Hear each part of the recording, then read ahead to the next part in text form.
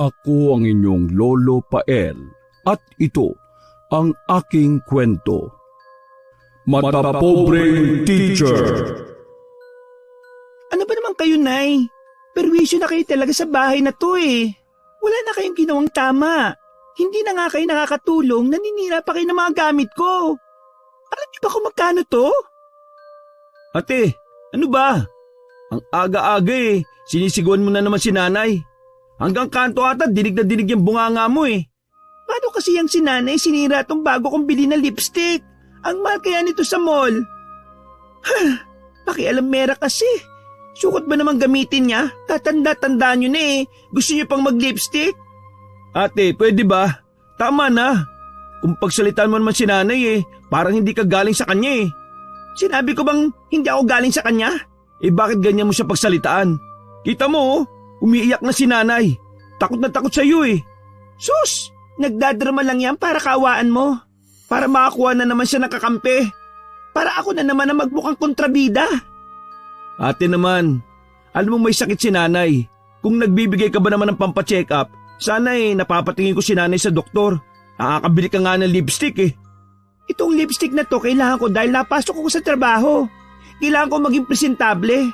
Eh si nanay, dito lang naman yan sa bahay eh. Ay nako, galing mo rin mga tuwiran eh. Ang sabi mo na lang kasi, ayaw mo maglabas ng pera pagdating kay nanay kasi madamot ka. Bawi mo yung sinabi mo, hindi ako madamot. Ayaw ko lang gumastos para sa walang kwentang bagay. At naririnig mo ba yung sinasabi mo? Walang kwenta ang tingin mo kay nanay? Ay nako, tigilan na nga natin itong usapan na to. Malilate na ako ng dahil sa inyo eh. Lagi nyo na lang sinisira ang araw ko. O ano, umiiwas ka na naman. Bakit? Tinatamaan ka? Hindi ka ba talaga titigil ha? Huwag mong kalilimutan na nasa bahay ko kayo. Ako nagpapalamon sa inyo dito. Eh ang akin lang naman, sana naman tratuhin mo ng maayos si nanay. Tinatrato ko naman siya na maayos ha. Masama bang paggalitan ko siya dahil sa ginawa niya sa lipstick ko? Eh pwede mo naman siyang pagsabihan ng mahinahon eh. O sige, ganito na lang. Kung hindi na kayo makatiis dito sa bahay ko, pwede na kayong bumalik sa probinsya natin. Kaya ko naman mabuhay na mag-isa dito eh. Natigilan naman si Jepoy sa tinura ng kapatid. Bago ito lumabas ng bahay, tinapunan pa sila nito ng matalim na tingin. Napapabuntong hininga na lang si Jepoy habang inaalo ang ina na takot pa rin. Huwag na po kayo umiyak, Nay. Wala na po si ate. Pagpasensyaan niyo na lang po siya. Alam niyo naman ang ugali nun, simula bata pa. Lalo lang lumala nang naging teacher eh. Akala mo kung sino kong umasta. Parang bata naman na humagulgol ang ginang sabay yakap sa anak. Hinaplos-haplos naman ni Jepoy ang likod nito. Sa ganun sila naaktuhan ng kaibigang si Jonel. Sumenya si Jepoy rito na pumasok na lang. Nakasilip kasi ang kaibigan sa may bintana. Binigyan na muna ni Jepoy ng gatas at biskwit ang ina na paborito nitong almusal. Nang makitang abala na to sa pagkain, iniwan niya muna sandali. Oh, bakit umiyak si Aling Verna? Paano kasi? Pinagalitan na naman ni Ate Dahlia. Napakailaman kasi yung bagong biling lipstick niya eh. Grabe talaga yung bunganga ng ate mo. Parang hindi kayo kapamilya kung pagsalitaan eh. Pero sa ibang tao, kala mo kung sinong santa. Kaya nga eh. Sa ibang tao lang magaling makisama. Kaya minsan, kahit sabihin pa namin na hindi naman talaga mabait yung kapatid ko, walang maniwala eh. Ang galing mambilog ng ulo. Naturingan pa namang teacher pero ubod ng sama ng ugali. Lahat na yata ng negatibong pag-uugali nasa kanya na eh. Lahat na nga. Gusto ko nang layasan eh. Gusto ko nang umuwi sa amin. At titis ko pang magutuman doon at magbungkal ng kamote kaysa tiisin ng pag-uugali niya. Sigurado ka na dyan sa plano mo? Oo. Nag-iipon lang ako para may pambaon kami ni nanay pa uwi. Hindi ko na kaya yung ginagawa niyang kawalang hiyaan kay nanay. Ayaw mo bang maghanap ng matinong trabaho na lang dito kaysa pa-extra-extra ka lang? Kaya lang naman ako may extra kasi walang magbabantay kay nanay eh. Pero kung may makukuhaan lang sana ako ng regular na mag-aalaga kay nanay, hahanap talaga ako ng trabaho eh.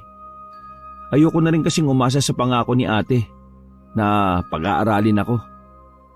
Baka daw kasi masapawan ko siya kapag nakapagtapos ako. Grabe no? May mga kapatid palang ganyan. Pagkatapos alagaan at igapang sa pag-aaral ng mga magulang nyo yan pa'y gaganti. Hindi ko nga alam kung saan ba nagmana yung kapatid ko na yan. Mababait naman kasi yung mga magulang namin. Paborito nga siya ni tatay noong nabubuhay pa to. Sana naman magbago na yung kapatid mo. Bago mahuli ang lahat. Baka mamaya makahanap siya ng katapat niya. Buti nga makahanap siya ng katapat niya, ng matauhan. Siya nga pala, munti ko na makakalimutan. May pinapasabi pala sa iyo si Jet.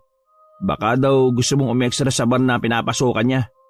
Nagkasakit daw kasi yung isang waiter Kailangan daw ng tao. Baka gusto mo. Sa gabi naman ng trabaho Hindi mo na kailangan bantayan si Aling Verna at tulog na naman yung buong gabi.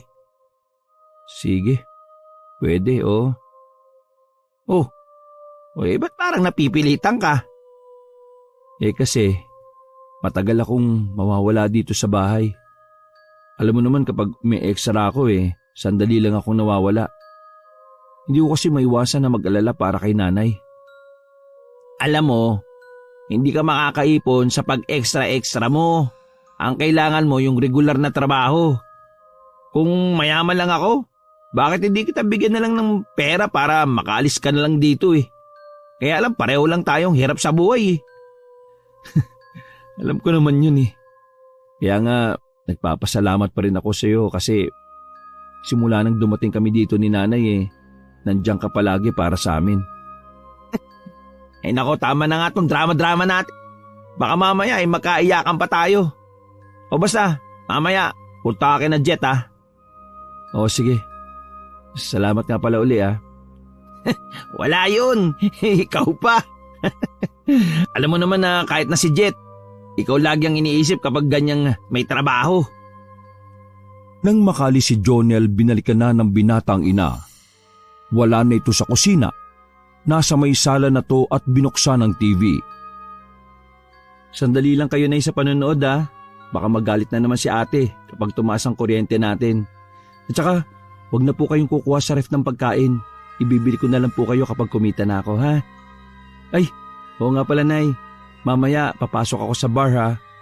Huwag na kayong lalabas ng kwarto nyo. Umaga na kasi ako uuwi, Iwasan nyo na lang po si ate para hindi kayo nasisigawan. Sinulyapan lang siya sandali ng ina bago itinuon ng pansin sa panonood ng TV. Habang abala ang ina, naglinis muna ang binata para pagdating ng kapatid mamaya malinis na ang buong bahay. Nang hapong yon, maagang nagluto si Jepoy. Bago kasi dumiretso ng bar, dadaan muna siya sa bahay ng kaibigan na si Jet. Naabutan siya ng kapatid na nagpapakain ng kanilang ina. Nag-iba kaagad ang mukha nito nang makita ang ulam sa lamesa. Yan ba yung ulam na binili ko nung nakaraan? Oo te. Iniluto ko ng maaga. Paalis kasi... Agad nang hindi man lang nagpapaalam sa akin? Ako magluluto niyang bukas kasi may bisita ako. Ano ngayon ipapaulam ko sa kanila, ha? Pakialam meron ka kasi. Pasensya na te. Hindi ko kasi alam Yun na lang kasi natitirang ulam sa ref kaya akala ko lulutuin na ngayon. Hindi kasi nagtatanong muna. Puro ka akala. Pasensya na talaga te. Hindi ka naman kasi nagbili na huwag pakialaman yung natitirang ulam sa ref Puro ka nalang pasensya. O ngayon, ano ipapaulam ko sa mga bisita ko bukas? Pwede mo naman silang bilhan ng ibang ulam Diyak ka magaling, no? Palibhasa, alam mong meron akong pambili. Abusado rin kasi kayo no? Kesyo marami akong pambili ng pagkain, ubus biyaya naman kayo. Palibhasa kasi, hindi nyo alam kung gaano kahirap kumita ng pera. Kami naman ang kakain ng ulam hindi naman ibang tao. Yun na nga kayo ang kakain na wala namang ambag dito sa bahay. Sige te, papalitan ko na lang yung ulam. At saka naman kukuha na ipapalit mo, Aber? Baka ipangutang mo lang tapos ako rin ang magbabayad. Mag-i-extra kasi ako sa pinagtatrabahuan ni Jet mamaya. Babayaran ko na lang yung ulam. Puro ka na lang extra, extra! Kung ikaw ba naman naghahanap na ng trabahong permanente, di sana nakakatulong ka sa gastusin dito sa bahay. Kahit man lang sana pambayad ng tubig at kuryente. Aba, para na rin ako nagkaroon ng sariling pamilya dahil sa inyo Alam mo naman na hindi ako makahanap ng regular na trabaho dahil wala namang nagbabantay kay nanay. Sinabi na naman ang dinadahilan mo. Ang sabihin mo, tamad ka lang talaga. Gusto mo na lang laging nakasahod lang yung kamay mo sa akin. Ate, gumagawa naman talaga ako ng paraan. Sus na nangangatwirang ka pa. Diyan na nga kayo. Pagod na nga sa trabaho, ito pang dadatnang ko. Nagdadabog na iniwan na sila ng kapatid. Si Jepoy naman pilit nilalabanan na huwag maiyak. Pilit na lang siyang ngumiti sa nanay niya na nagtataka ang mga mata na nakatingin sa kanya. Sige na po, Nay. Kain na po kayo tapos hihilamusan pa na po kayo, ha? Doon na lang po kayo sa kwarto. Wag na po kayong lalabas. Hintayin niyo na lang ako bukas ng umaga. Dadala ko na lang kayo ng pasalubong. Tumango naman ang kanyang ina. Nang matapos ng pakainin ng ginang, nilinisan niya na lang ito. Nag-iwan pa siya ng tinapay rito para hindi na maisipang lumabas ng kwarto. Baka kasi magutom ang ina mamaya. Siya naman, nawalan na ng ganang kumain bago umalis. Naisip na lang niya na baka libre ang pagkain sa trabaho niya. Habang nasa trabaho nga, hindi maalis-alis ang pag-aalala niya sa ina. Sa kabilang banda naman, malaki-laki ang tip niya ng gabing yon. Masayang umuwi ang binata ng umagang yon. Bumili na lang siya ng pansit at pandesal para may almusal sila ng ina. Pagdating sa bahay, naabutan niya ang kanyang ate na kumakain ng almusal. Samantala ang kanyang ina naman ay nakaupo lang sa isang sulok habang nakatingin sa kapatid. Sa itsura ng ina, mukhang gutom na ito. Oh, bakit ikaw lang ang kumakain, te? Hindi mo man lang alukin si nanay. Tama lang sa akin yung niluto ko. At saka, hindi naman siya kumakain itong pagkain na ganito Baka itapon lang niya, sayang naman. Sana naman ipinagluto mo. O di kaya ibinilan mo muna ng tinapay. Kaya lang, utusan mo ba ako? Hindi naman, te. Sinasabi ko lang. Mukha kasing gutom na si nanay, Tapos nakatingin lang sa'yo. Hindi ka man lang ba nahahabag? Sa hindi nga siya kumakain itong kinakain ko Huwag mo nga painitin tong ulo ko ang aga-aga, Jepoy. At kayo huwag kayong magdidisplay dito mamaya. May darating akong bisita. Nakakaya kapag nagkalat niyang si nanay. Tumango na lang si Jepoy. Inakay na rin niya ang ina na pumasok sa kwarto. Doon na lang niya hinain ang dalang pagkain para dito. Kitang-kita naman ang tuwa sa mukha ng ina nang makita ang dala niya. Napabulalas pa to sa napakarami naman niyang pasalubong. Siyempre naman, para mabusog kayo. Mamaya, sa karinderya tayo kakain ng tanghalian, ha? Gisingin niyo na lang ako mamaya. Ay, oo nga pala, Nay. Pagkatapos niya kumain, dito na lang muna tayo sa kwarto.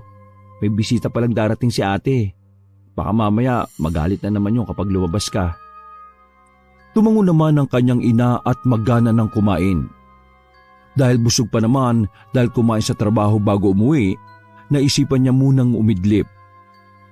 Nagising lang si Jepoy nang may nangalabit sa kanya. Nang tingnan niya ang maliit na orasan sa tabi ng higaan, malapit na pala magtanghalian.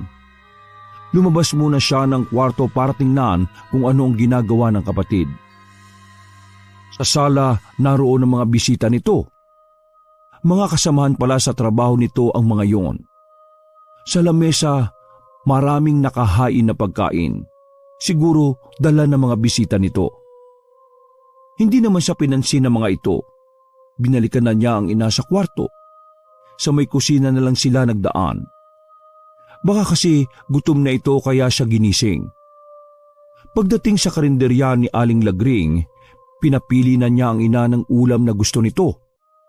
2 klase ng ulam at 3 kanin ang inorder niya.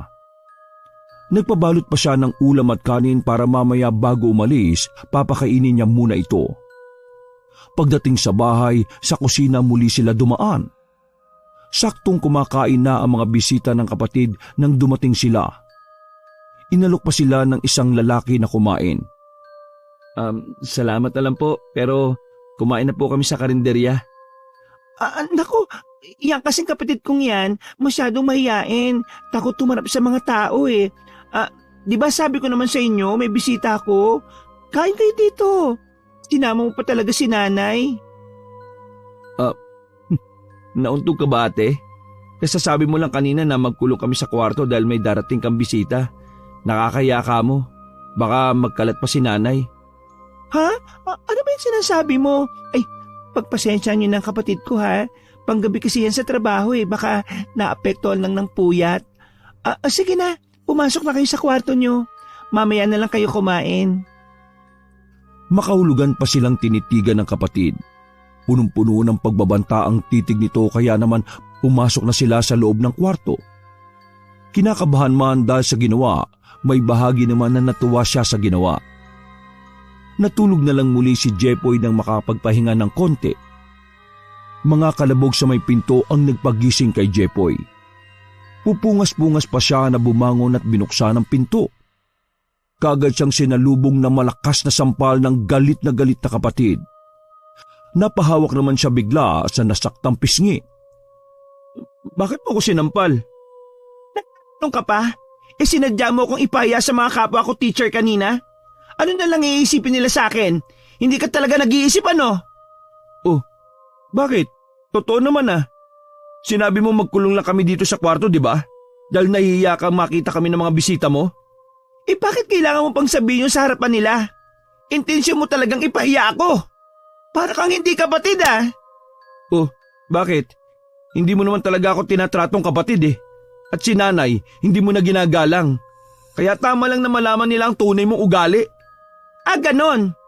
Etong tandaan mo Kapag nag-iba talaga ang trato sa akin ng mga katrabaho ko dahil sa ginawa mo, palalayasin ko na kayo dito sa bahay ko!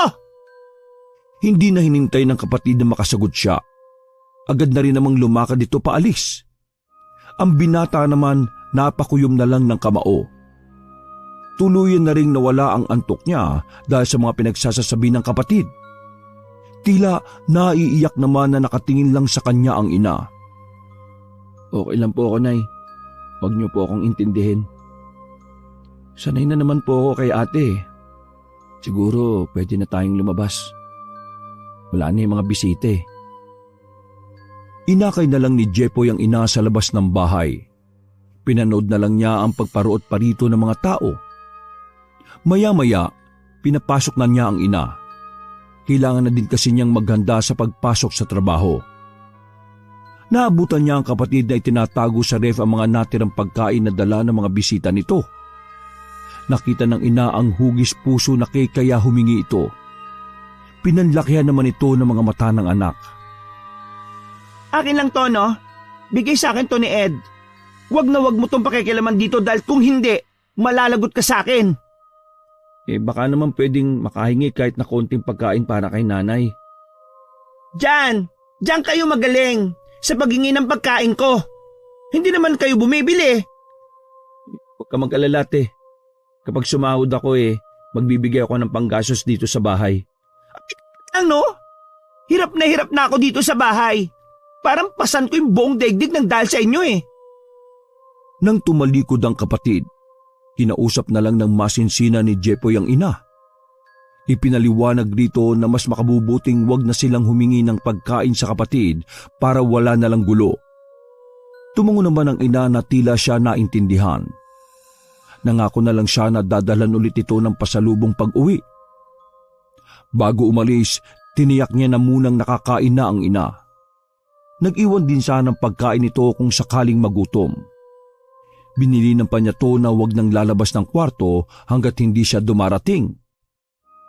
Dahil araw yun ng Sabado, maraming customer sa bar na pinapasukan ni Jepoy. Marami din ang nagbigay sa kanya ng tip. Laking tuwa naman niya at may maiuuwi na naman siya sa kanyang ina. Nang uwian na, Bumili siya ng pasalubong para rito at ulam na rin nilang tatlo. Pagdating sa bahay, naabutan niya ang kapatid na kumakain mag-isa. Agad niyang hinanap ang ina pero wala ito sa kwarto. Ate, nasan si nanay? Aba, ewan ko. Bakit mo sa akin tinatanong? Wala siya sa kwarto eh. Hindi mo ba siya nakitang lumabas? Baka nandyan lang yan. Tinataguan ka. Di ba lagi nyo naman yung ginagawa? Binilinan ko si nanay kasi na wag lalabas hanggat hindi ako dumarating eh. Kasalanan niya na yon.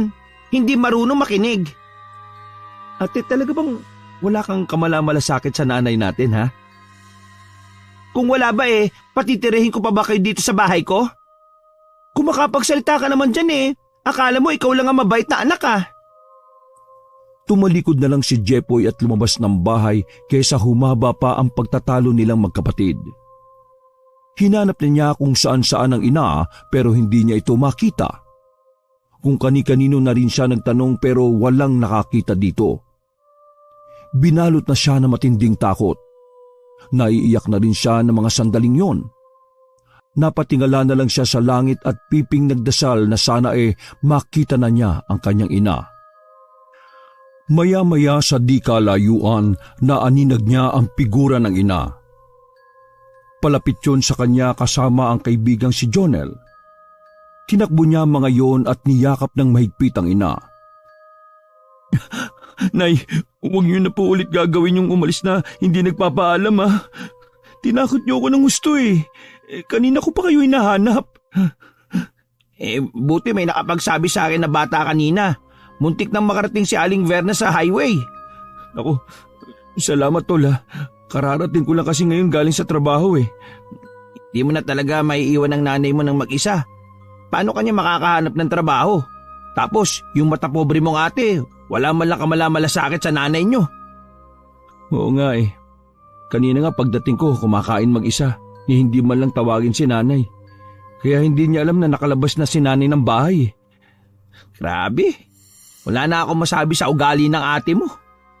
Wala na nga katahimikan sa bahay namin Sa totoo lang, gusto ko nang umalis talaga Iniisip ko lang tong si nanay Ayoko naman na sa lansangan kami pulutin. Ganito na nga ang kalagayan niya. Hahayaan ko pa ba siya na mahirapan?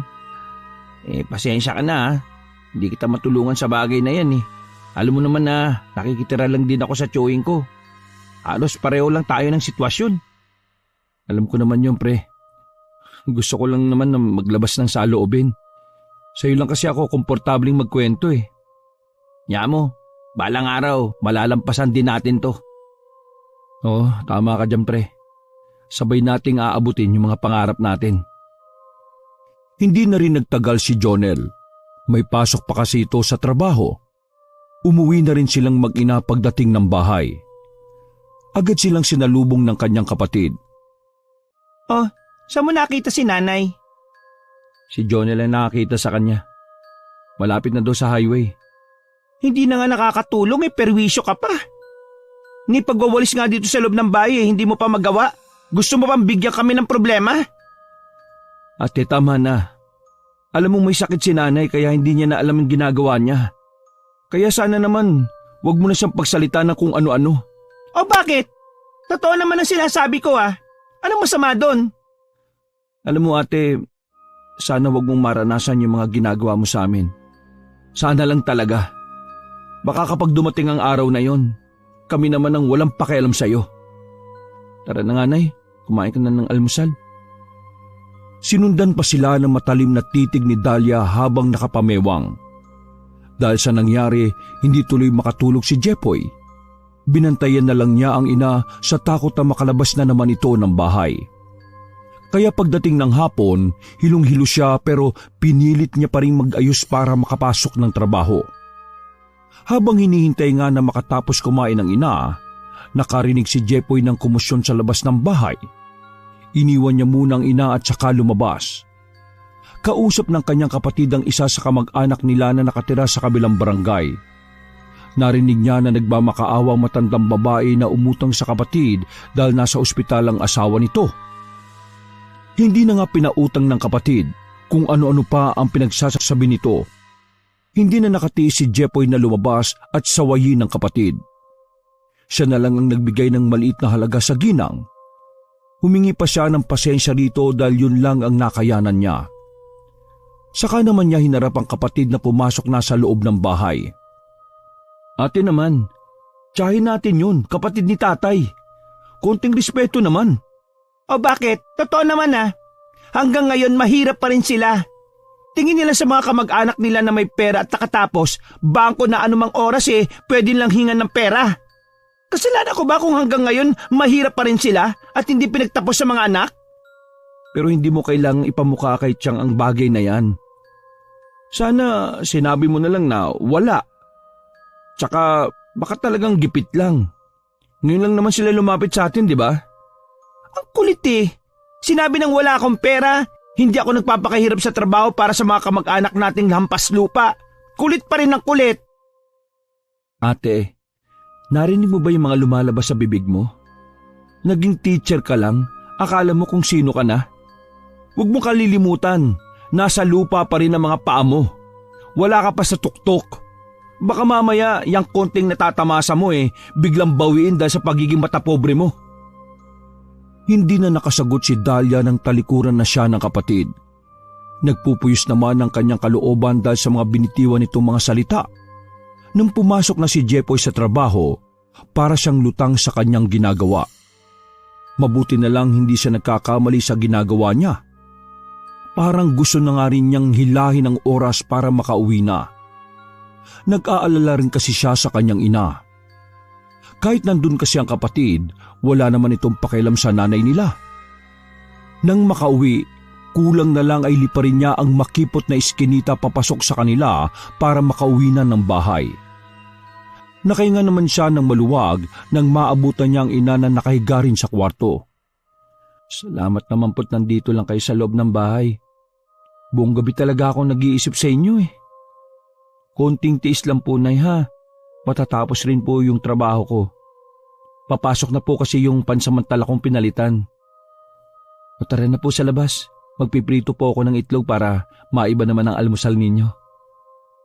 Naabutan pa ni Jepoy na nag-aayos ng gamit ang kapatid. Tinapunan pa sila nito ng malamig na tingin. Sa makalawa nga pala yung dating nung bill natin sa kuryente. Ikaw muna magbayad, ha? Oo, te. Sasahod na rin naman ako Buti naman. Ang taas ng kuryente natin Wala ata kayong tigil sa pagpapaandar ng electric fan. Naiinitan kasi si nanay, te. Kawawa naman. Pwede naman kasi magpaypay. Ibale sa susunod, te. Magtitipid na kami sa paggamit. Abay dapat lang, no? Aba, nagmamahalan ng lahat ng bilihin ngayon. Kailangan ko rin ng katuwang. Hindi na umimik si Jepoy. Lumabas na ng bahay si Dahlia. Inasikaso na ni Jepoy ang ina. Dumating ang araw na natapos na ang trabaho ni Jepoy sa bar. Kaya naman lagi na lang siyang nasa bahay. Siya na rin ulit ang naglilinis, nagluluto at naglalaban ng damit ng kapatid. Madalas pagdating sa bahay, nakaharap ito sa laptop nito. Kitang-kita niya ang sobrang pagod sa mukha nito. Kaya naman naisipan niyang dalhan ng kape. Ano yan, suhol? Para maging mabait ako sa inyo? O para payagan ko na kayo ni nanay na kumuha ng pagkain sa ref? Hindi Walang kapalit yan. Mukha kasing pagod na pagod ka kaya tinimplahan kita ng kape. Nakakapagod talaga na magturo. Yung ibang estudyante akala mo kung sino pang umasta. Iba-iba talaga ang mga ugali. Isa lang ang kinainisan ko sa kanila, yung anak ng basurero. Tuwing papasok lagi nilang mukhang nanglilimahid ng suot na uniforme. Laging kulang ang mga pinapasang project. At least, pilit na itinataguyod ng mga magulang sa pag-aaral. Kapag hindi siya nakapagpasa ng project niya sa isang linggo, pasensyahan na lang talaga kami. Ibabagsak ko talaga siya. Hindi naman ata tama na ibagsak mo yung estudyante mo na dahil lang sa hindi nakakapagpasa ng project. Lahat ng kaklase niya nakapagpasa na. Bukod tanging siya na lang ang hindi pa. Ano ba kasi yung project? Bawat isa sa kanila kailangan magdala ng pintura. Ha? Pintura? Anong gagawin sa pintura? patapos na ang klase Gagamitin yun sa pasukan naman para sa brigada eskwela. Sa eskwelahan naman yun gagamitin eh. Malit na nga lang ay pinapadala ko, hindi pa makapagdala. Sabi mo nga basurero lang yung mga magulang. Baka sapat lang ang kinikita ng mga magulang para sa pang-araw-araw nilang gastusin. Baka naman pwedeng maawa ka naman te. Kung paiiralin ko ang awa sa kanya, di dapat sa buong klase ko na ginawa. Hindi na lang umimik si Jepoy. Alam naman niya na hindi papatalo ang kapatid. Hindi niya lang maiwasang isipin na hindi lang pala silang mag-ina ang nakakaranas ng sama ng ugali ng kanilang ate. Araw ng Sabado, wala ang kapatid niya. Basta na lang to umalis noon. Kaya naman nagkaroon ng pagkakataon na makapunta si Jonel sa bahay nila. Alam mo ba, kalat na kalat sa buong eskwelahan na pinapasukan ng ate mo ugali niya? Talaga? Akala ko pa naman maganda ang pakita niya kapag sa ibang tao. Ano ka? Mailig pala yung mamahiya ng estudyante kapag alam niyang galing sa mahirap lang. Alam mo naman na madalas lang ako dito sa bahay namin, kaya wala akong nababalitaan na ganyan sa kanya. Akala mong ate mo hindi galing sa mahirap eh. Hindi pa nga nakakarating sa tuktok, akala mo kung sino nang umasta. Ay, masanay ka na. Kami nga kita mo kung paano tratuhin, parang hindi ka dugo. Kahit sa mga iba naming kamag-anak, ganun siya. Hindi na nga magpapahiram, lalaitin pa niya yung pagkatao nito. Kulang na lang, lumubog sa kinatatayuan niya yung taong sinasabihan niya. Tindi rin pala ng kapatid mo, no? Kung kasing ugali lang rin niya yung magiging kapatid ko, di baling wala na akong kapatid. Wala na kami magagawa kundi tanggapin kung ano siya.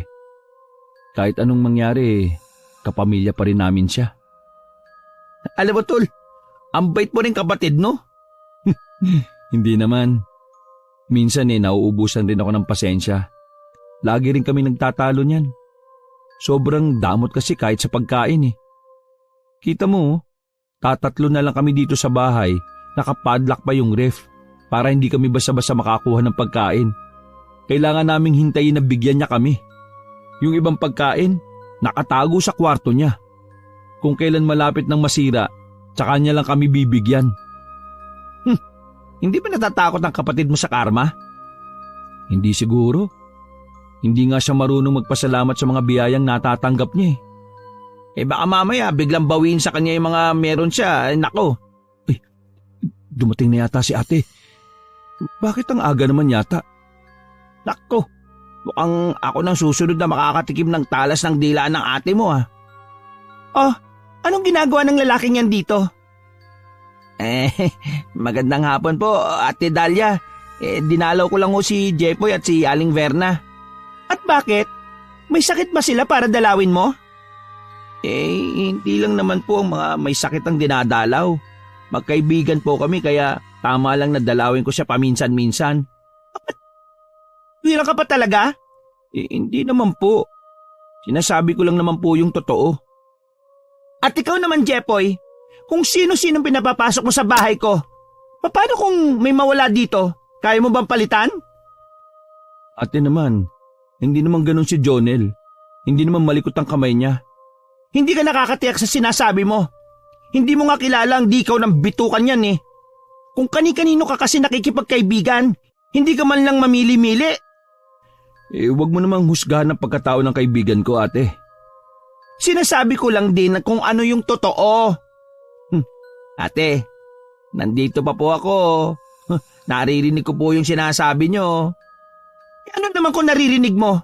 At saka, wag mo nga ako matawag-tawag na ate. Hindi naman kita kapatid? Pasensya na po, ma'am. Paano, Jepoy?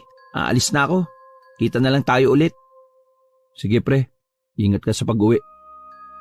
Baka gusto mo sumama pa? Kung pwede lang sana sasama na lang ako kay Jonel. Nakakasawa na kasi yung ugali mo At ganon, di umalis ka. Wala ka namang silbi dito O ano pang hinihintay mo? Hindi mo kaya no? Kasi takot kang sa kalsada tumira. Si nanay lang inaalala ko.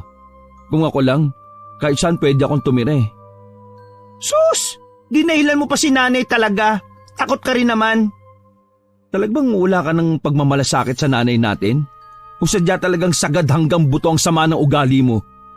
Wala akong pakialam kung yan ang tingin mo sa akin. Palibhasa kasi, naiinggit ka kasi ako nakapagtapos ng pag-aaral. Ikaw hindi. Kahit magkapatid tayo ha, hindi tayo magkalibel. Tandaan mo yan. Kung hindi namatay si tatay, makakatapos din ako ng pag-aaral. Pero isa lang ang masasabi ko, ate. Hindi ako magiging katulad mong matapobre. Mata pobre pala ha? Sige, lumayas kayo sa bahay ko. Kuhanin niyo na lahat ng damit niyo at lumayas na kayo sa bahay na to. Hindi ko kayo kailangan. Kaya ko naman mag-isa eh. Tumalikod na lang si Jepoy at iginiya na pumasok ang ina sa kwarto. Doon lang niya pinakawala ng kanina pang pinipigil na pagluha. Hanggang maging hagulgul yon. Niyakap naman siya ng kanyang ina. Humingi din ito ng pasensya. Nang dahil dito hindi siya nakapagtapos at walang mahanap na trabaho. Wala naman po kayong kasalanan, Nay. Hindi niyo kasalanan kung bakit maagang nawala si tatay. At saka, ako naman po yung may kagustuhan na huwag magtrabaho dahil mas gusto ko kayong alagaan eh. Palang araw po, makakaluwag din tayo at makakapagpundar ng sarili nating bahay. Pangako ko po yan sa inyo, Nay. Hinaplos-saplos pa ng ina ang kanyang pisngi. Nang gabing yon, hindi makatulog si Jepoy. Labis siyang binabagabag ng mga iniisip. Paano nga kaya kung kalat ka rin sila ng kapatid palabas ng bahay na yon? Kinabukasan, wala namang sinabi sa kanya ang kapatid. Hindi lang siya nito kinakausap. Ramdam din niya ang malamig na pakikiharap nito sa kanya. Maghapon din itong nasa bahay lang at nagkukulong sa kwarto. Si Jepoy naman, inihanda na ang kanilang gamit. Iba kasi ang kutob niya. Alam niyang anumang sandali pwede silang paalisin ito. Minabuti na lang niya munang ipasyal sa labas ang ina para hindi lang ito nagkukulong sa bahay. Nakita naman niya si Jonel sa basketball court at lumapit sa kanya. Oh, himala na lumabas kayo ha? Ipapasyal ko lang si nanay. Namumutla na kasi kakakulong sa bahay eh. Ay, oo nga pala. Bro, pasensya ka na kay ate ha. Wala yun. Kayo nga kontratuhin parang napakababang uri ng tao eh. Ako pa kaya na ibang tao at isang hamak lang na mahirap. Ang lalim nun ha. Pero sa totoo lang, tama ka naman eh. Pinapalayas na nga kami eh. Ha? Talaga? Ang kapal naman talaga ng kapatid mo. Sino ba siya sa akala niya? Ngayon ko lang napatunayan kung gaano kasama ang ugali ng kapatid mo. Natulingang teacher pa naman siya at pangalawang magulang ng mga tinuturuan niya. Pero kayo na sariling pamilya minamaltrato? Sabi ko nga nun pa, ganun na ugali niya eh. Lalo lang lumala at tumayog ang tingin sa sarili ng maging ganap na teacher. Obligado kami at iba pang mga kamag-anak na irespeto siya dahil kuno sa katayuan niya. Wala na talaga akong masabi, tol. Ay, oo nga pala, maiba ako. Nabalita mo na ba yung nangyari sa ate mo? Akala ko ba iba na ang sasabihin mo? Tungkol pa rin pala sa ate ko yung pag-uusapan. Hindi, tungkol nga to sa estudyante niya. Narinig ko lang to sa kapitbahay namin. Kasi yung anak nun ate mo ang teacher. Meron daw yan na pinahiyang estudyante. Sinabihan daw na daig pa ang mga pulubi. At kung ano-ano pa daw ang insultong pinagsasabi. O bakit hindi nila i-report sa mismong principal ng eskwelahan? Paano nga mga takot na hindi makagraduate? Hindi kaya yung estudyante na yan ang mga magulang basurero. May nabanggit kasi si ate na estudyante niya na kapag hindi makabili ng pintura ibabagsak daw niya. Yun, baka yun na nga. Kasi sabi ng kapitbahay ko, galing daw sa hikausang pamilya. Ang tindi ng kapatid mo. Buti sana kung galing siya sa mayamang pamilya dukharin lang naman. Titulado lang kasi siya. Alam mo, minsan, ako na yung nahihiya sa mga ginagawa ng kapatid ko eh.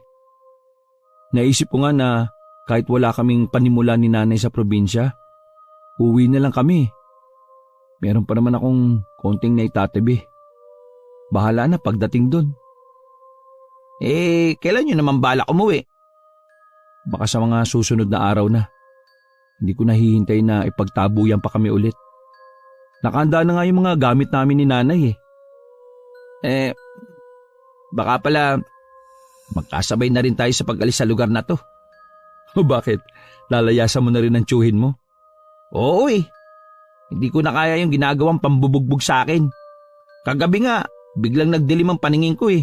Munti ko na talaga masaksak. Pero hindi ko naman sinasadya eh. Nagsisi na ako. Kaya lang, natatakot din ako para sa buhay ko. Baka mamaya kasi may gawing masama sa akin si Chong eh. Hindi naman ako pagtatanggol ng tiyahin ko. Saan ka naman pupunta kung sakali? Bahala na. Baka maghanap ako ng trabaho na pwedeng stay in. Mahirap yan. Baka mamaya nananakit rin ang makuha mong amo. Hindi ka pa naman maswerte sa mga nagiging amo mo. Teka sandali. Kung gusto mo sumama ka na lang sa amin ni nanay. Ha? Naku, nakakaya naman. Baka mamaya maging pabigat pa ako sa inyo. Hoy, bakit ka naman magiging pabigat? Hindi naman kita papasanin. Hindi naman yun ang ibig ko sabihin. Baka kasi isipin mo pa ako, imbis na nanay mo na lang ang intindihin mo. Mas lalo ako mag-iisip at mag-aalala sa'yo. Lalo't hindi ko alam kung saan ka na mapapadpad. At least doon, mahirap man yung magiging sitwasyon natin, magkaramay naman tayo. Oy, sige. Kasama na lang ako sa inyo ni Aling Verna. Ayusin ko na yung mga gamit ko para kapag tinawag mo ako handa na ako. O sige, usap na lang tayo ulit para mapag-usapan natin kung kailan tayo aalis. O paano? Uwi ko muna to si nanay. Baka nagugutom na kasi. Nakangiting tumango si Jonel. Tinanaw pa silang mag-ina habang naglalakad palayo. Maya-maya, ang binata naman ang umuwi na sa kanila. Pagdating sa bahay nila, naabutan niyang mainit ang ulo ng kapatid. Saan kayo galing? Alam ba kung anong oras na? Pasensya na te. Pinasyal ko lang sa labas si nanay. Naiinip na kasi dito sa bahay Inuna mo ba talaga yak kaysa sa maglinis at magluto dito sa bahay? Wala ka talagang silbi. Umuwi lang ata kayo para kumain Yung niluto ko para lang sa akin yon ha. Bahala kayo maghanap ng kakainin nyo. Pagod na ako magpalamon sa inyo. Hindi nyo man lang ako matulungan dito sa bahay. Ate naman, kahit si nanay na lang ang pakainin mo. Ako, kaya ko pang tiisin ng gutom Isa pa yan.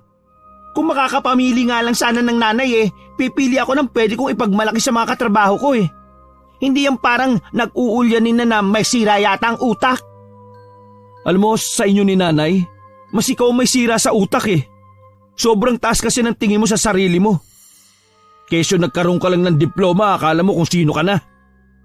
Kung sa tingin mo, ikaliligaya mo yung ginagawa mong pagmamalit sa amin, di sige lang.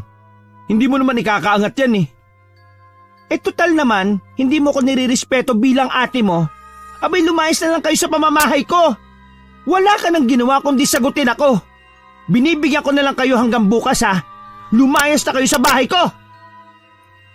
Tumulo na lang ang mga luha ni Jepoy nang talikuran siya ng kapatid. Nilapitan niya ang ina at inalo ito dahil nag-uumpisa na rin umiyak. Sorry Nay Tuloy na talaga ang pag-alis natin. Di bale, nandun pa naman siguro yung bahay natin. Pwede naman po tayong magbagong buhay sa probinsya nang hindi natin kasama si ate. Paghapon na lang na nagkulong ng kwarto ang mag-ina. Bandang hapon, nakarinig si Jepoy ng tila may kausap ang kapatid sa labas ng bahay. Lumabas siya sa kwarto at sumilip sa bintana ng kusina. May kausap nga ang kapatid. Isang gusgusing lalaki na tansya niya nasa 50 ang edad nito. Pinag-igiyan pa niya ang pakikinig sa mga ito. Garalgal na ang boses ng lalaki at tila anumang oras ay iiyak na. Nakikiusap po ko sa inyo, ma'am. Ipasa niyo po ang anak ko. Pangako po, gagawa ko ng paraan para makabili kami ng pintura. Nagkasakit lang po kasi ang asawa ko at yung bunso namin. Ay nako, nung nakarampay ang project na yan, wala na akong magagawa pa. Hindi kasama ang anak nyo na magtatapos ngayong taon. Ma'am, pakiusap po. Matalino naman po ang anak ko. Huwag niyo naman po sana siyang ibagsak ng dahil lang sa hindi siya nakapagdala ng pintura. Sadya po talagang walang-wala kami dahil sunod-sunod ang problema namin sa pamilya. Ay nako, tanggapin nyo na lang po ang kapalaran ng anak nyo. Bumawi na lang kamo siya sa susunod na pasukan. Huwag na rin kayong pupunta dito ha.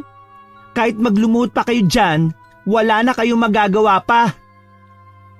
Kahit anong pagmamakaawa ng lalaki, hindi na to pinakinggan ng kapatid. Laylay ang balikat at lulugulugong naglakad palayo ang lalaki. Nakaramdam naman ng awa si Jepoy dito. Umalis na rin siya sa pagkakatayo sa may tapat ng bintana at binalikan ng ina. Pagpasok niya sa kwarto, noon lang niya napansin na tila matamlay ang ina. Nilapitan niya ito at hinawakan. Nagulat pa siya dahil mainit ang kamay nito. Nang salitin niya ang noo, nakumpirma nga niya na inaapoy ng lagnat ang ina. Nay, ang taas ng lagnat niyo ha. Teka, kukuha ko ng gamot. Diyan lang po kayo ha. Natatarantang hinanap ni Jepoy ang kapatid.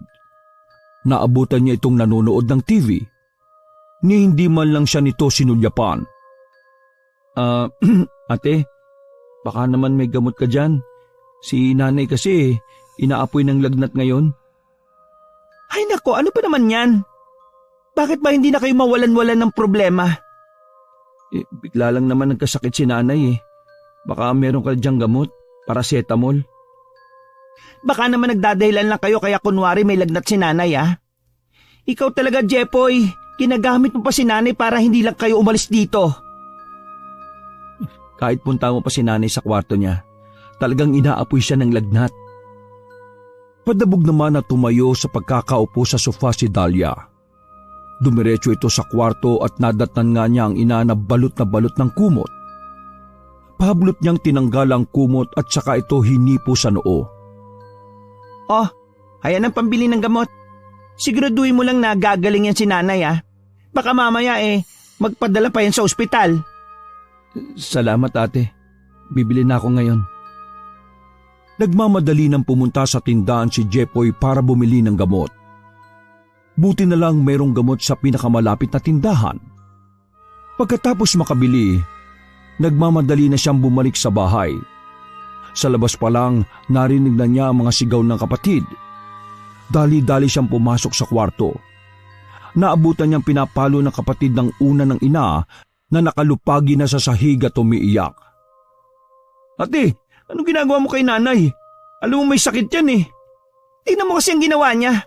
Sumuko lang naman sa higaan. Para yun lang? Minamaltrato mo na si nanay? Hindi ka na naawa? May sakit na nga eh. Natural lang na sumuka siya. Basta, linisan mo yan. Pagkatapos, umalis na kayo dito sa bahay ah. Ayoko na kayo magisnan dito sa bahay bukas. Aalis na talaga kami. Pero sana naman hintayin mong gumaling muna si nanay. Maawa ka naman sa kanya. Ay nako, wala kang pakialam. Basta bukas, umalis na kayo sa pamamahay ko. Sobrang sama mo naman talaga. Wala kang kwentang anak at kapatid. Tanda mo to ah. Bilog ang mundo. Hindi sa lahat ng oras ikaw ang nasa ibabaw. Gaya ng dati, tinalikuran na naman siya ng kapatid. Inalalayan niya ang ina na mahiga ulit sa higaan nito. Pinainom niya muna ito ng gamot bago linisin ang pinagsukahan nito. Buong gabi na walang tulog si Jepoy. Hindi lang sa pagbabantay sa kanyang ina, kundi sa pag-iisip ng sitwasyon nila. Bago magbukang liwayway nang matiyak na maayos na ang pakiramdam ng ina, lumabas na sila ng bahay. Pinuntahan muna nila si Jonel bago sila nagtungo sa terminal ng bus. Tinanghali na rin ang gising ng araw na yon si Dahlia. Inaasahan niyang nakaluto na ang kapatid. Pero pagpunta niya sa kusina, ni mainit na tubig ay wala. Agad siyang nagtungo sa kwarto ng mga ito, pero wala ang ina't kapatid. Kinakabahan na binuksan niya ang nag-iisang closet na naroon. Lalong bumilis ang kabog ng dibdib niya nang makita na wala ng laman yun. Tinotoo na talaga ang alis nila. Ni hindi man lang nagpaalam. Mga bastos talaga. Palibhasa, walang mga pinag-aralan. Nanlulumo na bumalik na lang siya sa sala at naupo doon. Sobrang nakakapanibago na siya na lang ang mag-isa sa bahay. Habang nasa harap ng hapagkainan, tamilmil siyang kumakain. Nawalan tuloy siya ng ganang kumain. Ilang araw nang walang ganang gumawa ng kahit na ano si Dahlia. Pakiramdam niya lalagnatin siya ng araw na yon. Mabigat kasi ang pakiramdam at masakit din ang ulo. Iniisip pa rin niya ang pag-alis ng ina't kapatid kung saan pupunta ang mga ito. Kinahapunan, isang tawag mula sa kasamaang guro sa pinapasukan na eskwelahan ang gumulantang sa kanya. Ibinalita kasi nito na ang isa niyang estudyante ay nagbigti. Nang tanungin niya kung sino yon, napag-alaman niya na yon ang estudyante na ibinagsak niya dahil hindi nakapagdala ng pintura. Kahit meron pang sinasabi ang kapwa guro sa kanya, pinatay na niya ang cellphone. Ayaw niya na kasing marinig pa ang iba pa nitong sasabihin. Umiyak na lang siya ng umiyak dahil sa pinagsamang takot at awa sa estudyante na nagpakamatay. Tiyak kasi niya na siya ang sisisihin sa nangyari dito. Ilang araw na hindi naglalalabas si Dahlia dahil sa nangyari. Umiiwas kasi siya sa mga pag-uusisa ng mga tao tungkol sa nangyari. Nakaabot na rin sa kanyang kaalaman na may iniwan na sulat ang estudyante bago ito nagpatiwakal. Ayon sa sulat, siya ang sinisisi nito. Nawalan na raw ito ng pag-asa. Marami pa raw nakasulat doon, katulad ng pamamahiya niya sa buong klase nito. Isang umaga, habang nakatulala lang siyang nakaupo, isang panauwi ng hindi niya inaasahan na darating. Nakaramdam siya ng takot nang makita ang nanlilisik na mga mata ng ama ng estudyante niyang nagpatiwakal. Ilang beses nagmakaawa sa iyo ang anak ko. Kahit ako, pinuntahan kita para pakiusapan. Pero, bigi ka sa aming mga pakiusap. Itinuring kang pangalawang magulang ng mga estudyante mo. Pero anong ginawa mo? Ikaw pa pala ang magiging dahilan ng kamatayan ng anak ko. Wala po akong kasalanan. Ginawa ko lang po kung ano yung nararapat. Naging patas naman po ako. Sinungaling! Noon pa pala nakakaranas ng diskriminasyon ng anak ko nang dahil sa iyo. Ikaw pa mismo ang pasimuno sa pamamahiya sa anak ko. Ano klaseng teacher ka? Wala ka dapat sa posisyon mo ngayon dahil hindi mo alam kung paano maging totoong guro. Abat, wag niyo po akong turuan kung paano magiging guro, ha? Pinag-aralan ko po ng ilang taon ito. Hindi po ako makakapagturo kung hindi ako karapat-dapat. At tigit po sa lahat, pinaghirapan ko kung saan man ako naroroon ngayon. Kaya pwede bang tigilan niyo na ang pagkakalat ng maling paratang? Sinisira niyo ang pangalan ko. Hindi lang pangalan mo ang sisirain ko. Titiyakin ko din na magbabayad ka sa ginawa mo sa anak ko. Abat, pinagpapantayan niyo po ba ako? Baka gusto niyo ipapulis ko kayo. Sige, gawin mo. Hindi ako natatakot sa iyo. Mabuti pa umalis na kayo. Huwag niyo po akong guguluhin pa. Wala rin namang maniniwala sa mga katulad ninyo. Dahil ba sa tingin mo sa akin ay mababa? Kagaya ng tingin mo sa anak ko? Kaya madalas mo siyang ipinapahiya sa harap ng ibang estudyante? Ano po bang gusto niyo talaga? Pera ba? Sige, magbibigay ako ng abulay para tumahimik na kayo. Inaabalan niyo na ako ng husto eh. Hindi pera ang kailangan ko, kundi katarungan sa pagkamatay ng anak ko. Abi, huwag niyo sa akin hanapin ang katarungan na hinahanap niyo. Dahil kusang nagpatiwakal ang anak niyo, walang pumatay sa kanya. Ikaw ang nagtulak sa kanya para gawin yan! Ngayon, matitikman mo ang ganti ng isang naghihinagpis na magulang. Biglang ginapangan na matinding takot si Dahlia. Lalong nanalim ang mga mata ng lalaki sa pagkakatitig sa kanya. Meron din itong sinasabi na hindi niya marinig. Tila ba ibinubulong lang nito yon sa hangin. Bigla rin dumilim ang paligid at lumakas ang hangin. Napatingala pa siya sa langit na tila nagbabadya ang pagbagsak ng malakas na ulan. Nakaramdam naman siya ng ginaw kaya napayakap na lang siya sa sarili. Nang tumingin ulit siya sa lalaki, ganun na lang ang gulat niya dahil wala na ito sa kinatatayuan nito kanina. Nagpalinga-linga naman siya pero hindi na niya nakita kung saan to nagpunta. Pumasok na lang siya sa loob ng bahay at nanghihina na napasandal sa dahon ng pinto. Matapos ang insidenteng yon, hindi na mapakali si Dahlia. Lagi na siyang nababalisa. Pakiramdam niya, lagi siyang kulang sa tulog. Pero lagi naman siyang maagang nagpapahinga. Sobrang pagod na rin siguro to sa trabaho. Pagkatapos, pagdating pa dito sa bahay, ako pa ang lahat na gumagawa. Hindi tulad noong nandito sina Jepoy at nanay. Ilang araw nang napapansin ni Dahlia na tila merong sumusunod sa kanya. Tuwing lilingon naman siya, wala naman siyang nakikitang tao. Napansin rin niya na simula nang magpakamatay ang isa sa mga estudyante niya, ang mga kapwa-guro niya ay umiiwas na sa kanya. Kapansin-pansin din ng mga makahulugang titig sa kanya. Binabaliwala na lang niya ang lahat ng yun.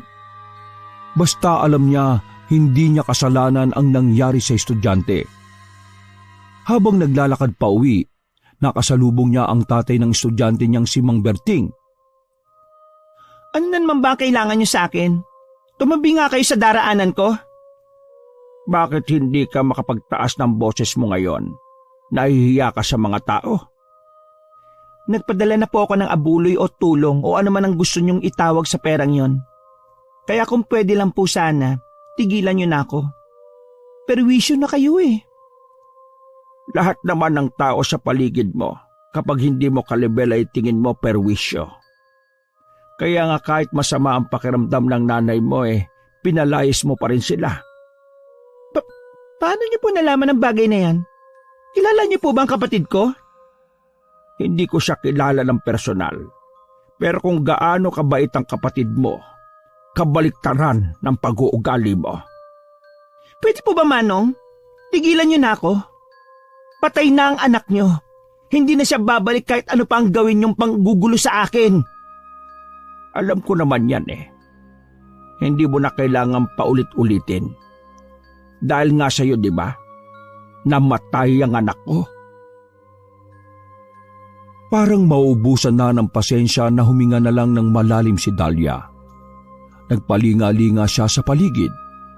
May ilan nang nakakakuha ng atensyon nila. May kalakasan kasi ang boses ng lalaki na sadyang pinaparinig sa mga tao. Ay nako, marami pa po akong gagawin. Tumabi na lang kayo dyan. Sa susunod po naguluhin niyo pa ako, ipapapulis ko na kayo para magtanda kayo.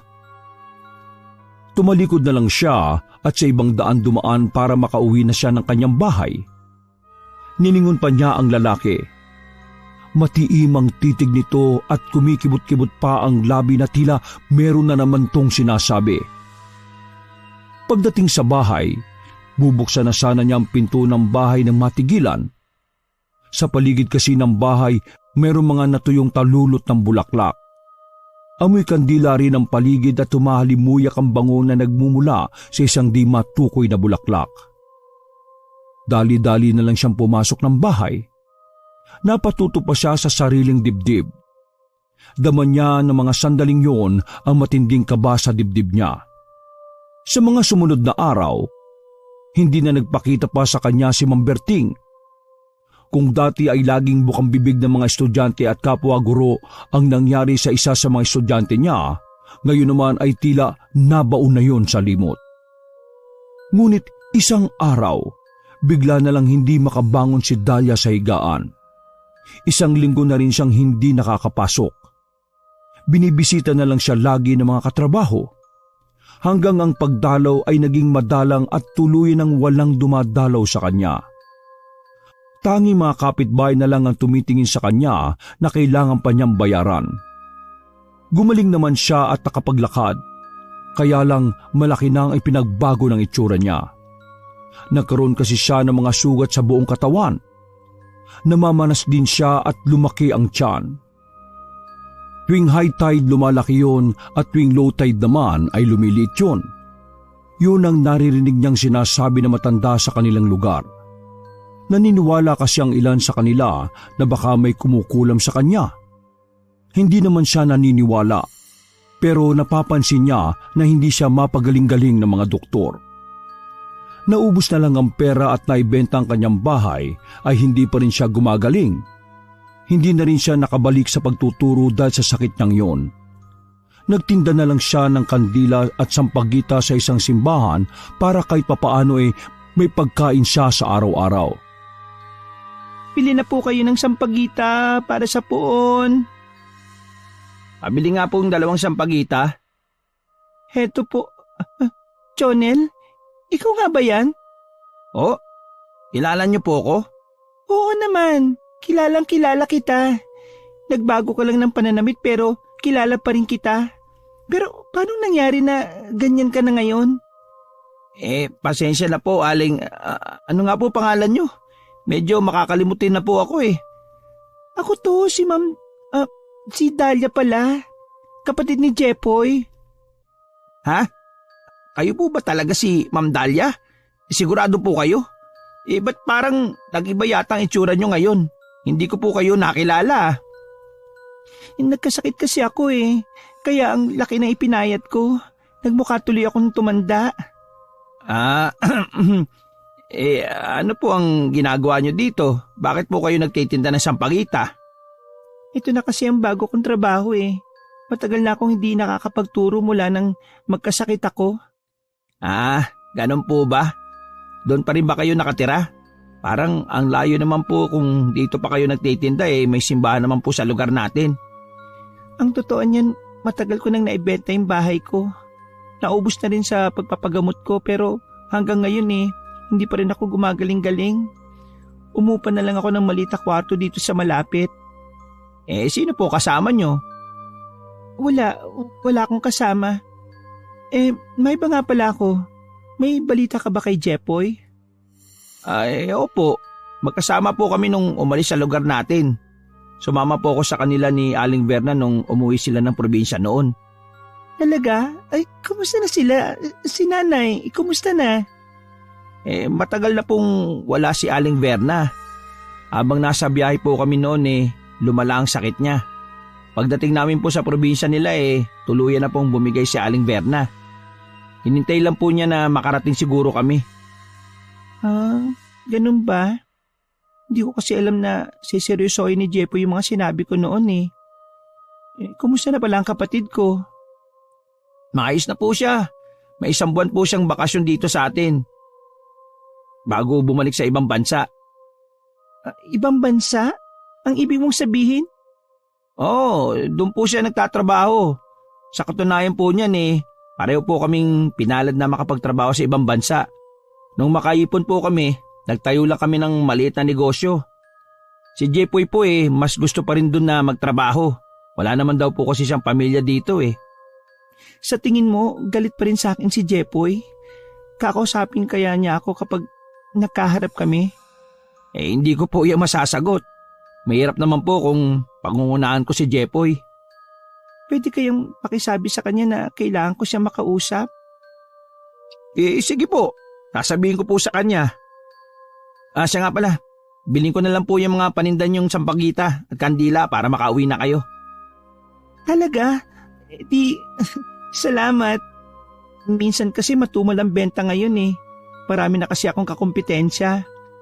Ihatid ko na rin po kayo para malaman ko kung saan kayo nakatira. Si Jonel na rin ang nagdala ng iba nitong gamit. Napansin niya ang malaki nitong tiyan at natuyong sugat na naging peklat. May 10 minuto rin bago sila nakarating sa isang barong-barong. Hindi nakatiis na hindi magtakip ng ilong si Jonel. Pagdating sa sinasabi nitong bahay, pinagtagpi-tagping sako lang yon at mga karton. Nasa tabi rin yun ng kanal. Dito po kayo nakatira? Oo, matagal na ako dito. Baka nga dito na rin ako mamatay Uy, huwag niyo naman pong sabihin yan. Bata pa po kayo para yan ang isipin nyo. Eto nga pala. Sa inyo na po yan, pandagdag sa gastusin nyo. Ay, salamat, Jonel. Hindi ko to tatanggihan at kailangan ko naman talaga eh. Ay, paano po yan? Hindi na rin po ako magtatagal ha. Magkikita pa po kami nung girlfriend ko eh. O sige, salamat sa paghatid mo sa akin dito ah. Mag-iingat ka. Nang lumabas na sa barong-barong yon, hindi maiwasan ni Jonel na maawa sa kalagayan ng babae. Parang sa isang iglap, naglaho ang inis na nararamdaman niya dito noon. Nang mamatay kasi si Aling Verna, ang babae ang sinisisi niya sa maaga nitong pagpanaw. Ang nasa isip niya noon, kung hindi lang sana nito pinalaya sa mag-ina, baka hindi lumala ang sakit na matandang babae. Sumasagi ngayon sa isip niya kung ano ang magiging reaksyon ng kaibigan niya kapag sinabi niya ang tungkol sa kapatid. Kinabukasan, maaga niyang pinuntahan ng kaibigan sa tinutuluyan nito. Ang aga mong mambulahaw ah. Ano ba meron? Huwag mong sabihin na manghihiram ka sa akin ng pera na gagamitin nyo sa kasal ng girlfriend mo ah. Sira! Hindi yon. Meron kasi akong sasabihin sa iyo eh. Nagkita kasi kami ng ate mo kahapon. Ha? Anong sinabi mo? Nagkita kayo ng babaeng yun? Nagkita kami sa may simbahan malapit sa lugar natin na dati nating wag mo nang ituloy. Hindi rin naman ako interesado makibalita sa babaeng yon. Tol, makinig ka muna sa akin. Hindi mo ba naintindihan ang sinabi ko? Nagtitinda lang ng sampagita at kandila ang ate mo sa tabi ng simbahan. Ha? Biro ba o totoo ito? Ano ba to? Hayaan mo kasi muna ako magsalita eh. Tapos, saka ka magdesisyon kung gusto mo pa rin siyang makita at makausap. Malaki na yung pinagbago niya. Hindi na siya katulad dati.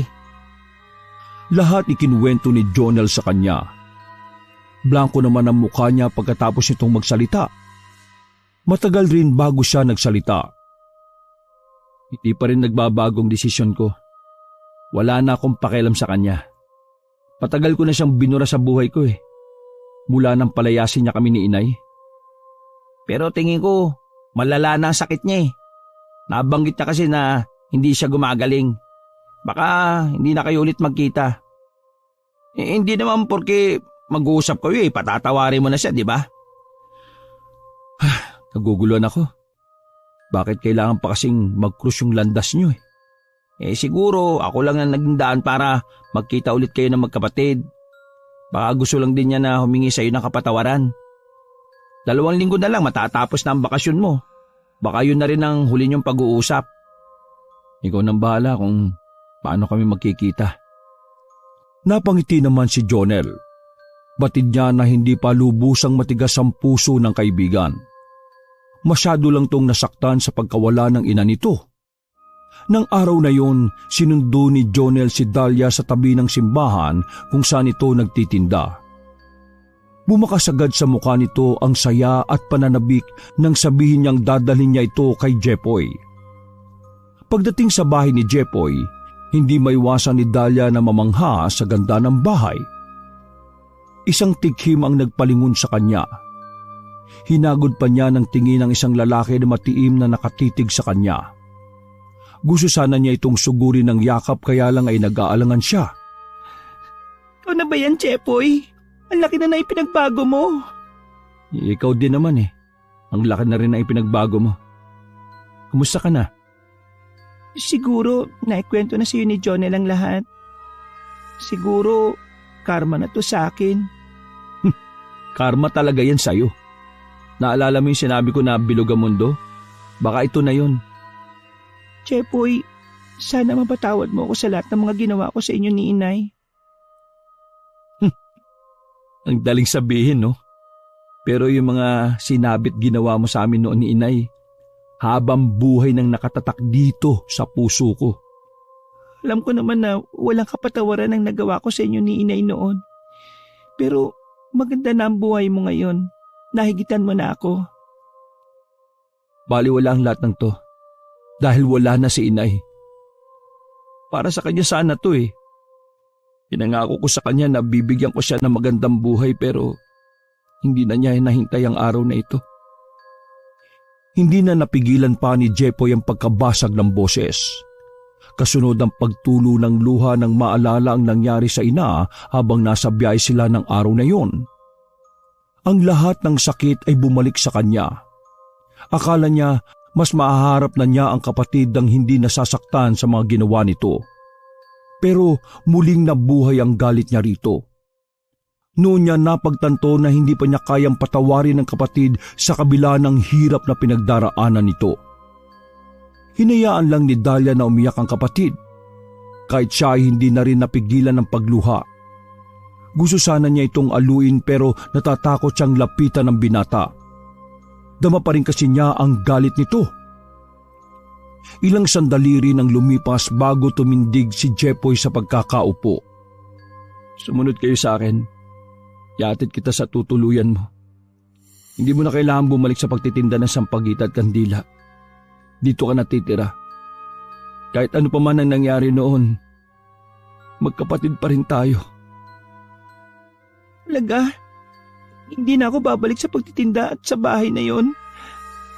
Ngayon palang nagpapasalamat na ako sa iyo, kapatid ko. Sobrang bait mo talaga. Kitang-kitang saya sa mukha ni Dahlia ng mga oras na yon. Labis din siyang nagpapasalamat sa isip na hindi siya ginantihan ng kapatid sa mga ginawa niya noon dito. Hindi na mapalis-palis ang ngiti niya sa labi habang sumusunod dito. Nang palayo na sila sa bahay nito, nagtataka na siya pero ayaw naman niyang magtanong. Nakarating sila sa nag-iisang kubo malayo sa bahay nito. Nang pumasok ang binata sa loob, sumunod rin siya doon. May ilang gamit na naroon. Bigla siyang kinabahan sa naisip. Nagtatanong na tumingin siya rito. Nabanggit ni Jonel kung gaano kamiserable ang tinitiran mo. Siguro naman mas disente ang kubo na to kumpara sa lugar na yon. Tamang-tama lang to sa'yo dahil mag-isa ka na lang naman. Buwan-buwan, bibigyan kita ng pambili mo ng pagkain. Pwede ka rin magtanim ng mga gulay sa paligid. Sinabi rin pala ni Jonel na may sakit ka. Makakabuti sa iyo ang sariwang hangin dito. Pero, ang laki ng bahay mo. Sinong titira doon? Ang totoo niyan, ate, ginagawa ko lang bakasyonan ng bahay na yon. Wala na talaga akong balak tumira pa dito sa atin. Ayaw ko lang kasing maalala lagi ang nanay. Pero matagal lang patay si nanay. Dapat kalimutan mo na ang nakaraan. Kaya nga gumanda ang buhay mo kasi ito yung kapalit ng mga hirap na dinanas mo noon. Siguro nga. Pero hindi pa ako handa na tanggapin ang pagkawala ng nanay. Mas gusto ko na lang magtrabaho para sa sarili ko. Pero nandito pa ako. Magkapatid pa rin tayo. Kalimutan na lang natin yung nakaraan. Pwede tayong magbagong buhay na magkasama. Sorry ate, pero hindi ko kaya na makasama ka sa iisang bubong. Hindi ko pa rin nakakalimutan yung mga ginawa mo noon eh. Kaya nga kita dito pinatira kasi hindi ko kaya na makasama ka sa bahay ko.